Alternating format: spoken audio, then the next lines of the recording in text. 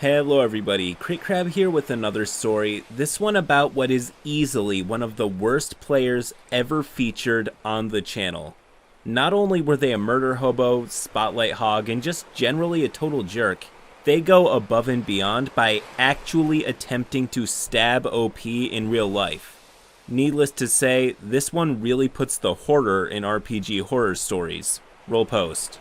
So I've been doing D&D on and off since high school. Our DM in this story had been doing it since grade school, if you can believe it.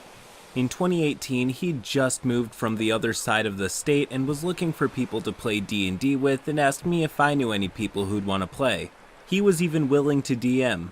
Full disclaimer, his DMing is amazing, but I made the unfortunate mistake of bringing in one of those new D&D players.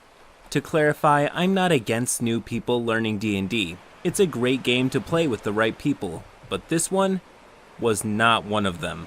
So a quick rundown of the party. We had Asher playing a human fighter, one of the new ones I'd brought in, myself playing Minwano, a human samurai, Duma, the DM's girlfriend, playing a Tibet Zionist, and Rowan, an elvish rogue, the other one I brought in and the subject of this tale.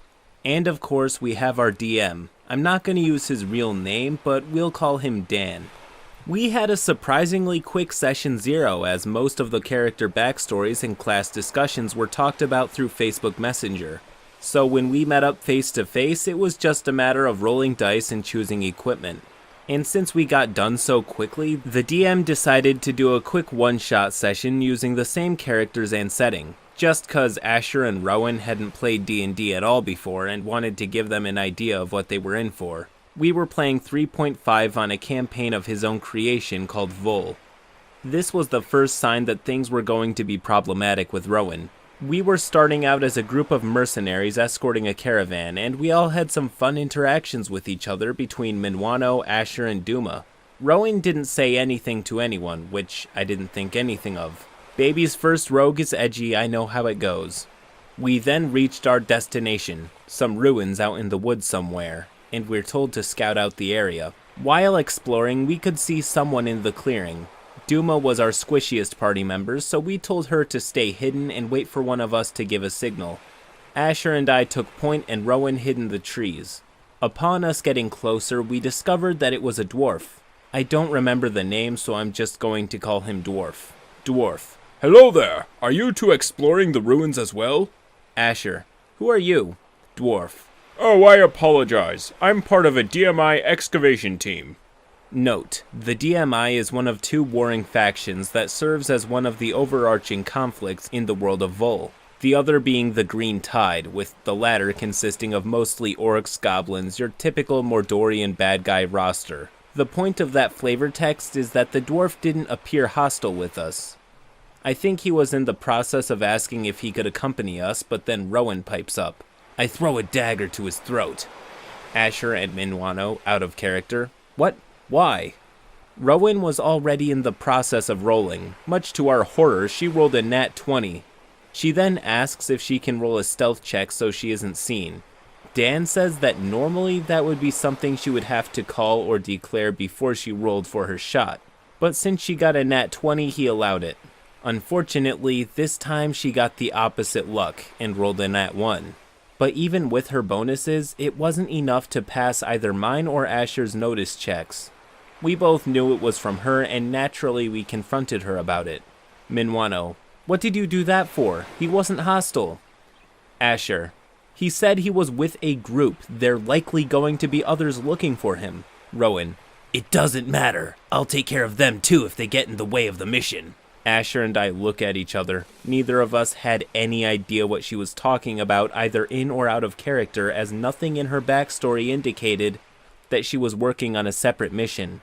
Before either of us had a chance to say anything else, Rowan decides that she's going to run off ahead further into the forest ruins. We both want to chase her, but we also don't want to leave Duma behind, so we lag back so we can all travel as a group.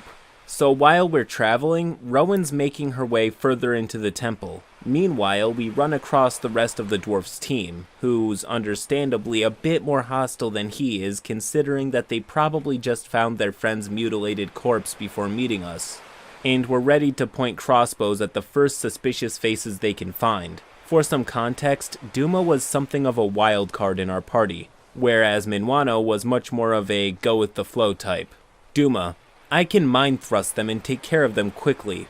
Minwano: wait, hold on, we don't need to spill any more blood. Asher: well, what do you have in mind?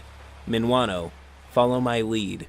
Minwano approaches them and in a formal tone says, excuse us, we're looking for our prisoner. Have you seen an elvish woman? Rowan, out of character: what? Long story short, to save both of us from having a fight and Rowan from getting on the DMI list less than an hour into the campaign, I bluffed them into thinking that I was a prison warden trying to find our escaped convict who had escaped into the ruins while in transit. Rowan kept glaring daggers at me whenever I talked from that point on. I should note at this point, Rowan had not bothered coming out of the mines. She also had not bothered checking for traps at any point. Thankfully, she had also been lucky enough to avoid any tiles that had traps on them. But by the time our joint party with the DMI entered the mines, we were already too late. She activated a trap. He didn't do this a lot, but every once in a while, Dan would actually roll to see what kind of trap went off. Unless it was an established part of the dungeon, but he rolled a d4 and we could all hear him mutter, oh shit. Turns out, she got the bad ending of this trap scenario. If it was a 1, it would have been a trap malfunction and nothing was gonna happen. If it was a 2 or a 3, it was gonna be an arrow trap. Think Indiana Jones style. But 4 was a blunderbuss trap. She says, wait, I'm a rogue. I should have been able to see that coming. Dan said that she could only do that if she was declaring that she was checking for traps. She claimed that she didn't know that she had to call that. Dan shrugged and said all right since she's new and didn't know. She rolled but failed. She asked if she adds anything to it. Dan asked if she put any points into detecting trap and asked to see her character sheet.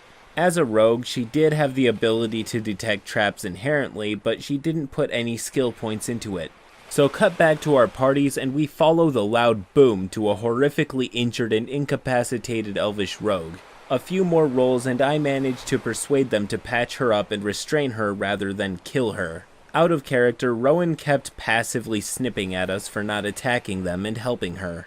We had 2 lawful goods in the party and 1 neutral good, none of which were exactly open to violence, especially when they had not attempted to make an attack on either her or the party. We went back and searched the place after we brought her back to our caravan. I volunteered to stay with one of the DMI to watch her do what they did. They came back after getting what they needed.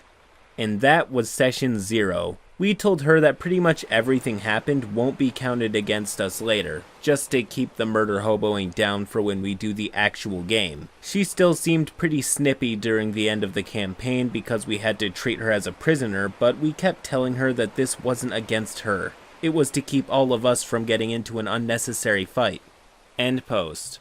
I'm sure I don't need to say this, but if session 0 has gone this bad, you probably need a session 02 to reevaluate because obviously something is very wrong. The red flags that Rowan had on display were uncountable and the rest of the players end up suffering a lot for it later on. As you could probably tell, there's still quite a bit of this story left, so if you want part 2, definitely leave a like and let me know in the comments, and if you haven't already, subscribe to the channel to be notified when the next part drops. Till next time.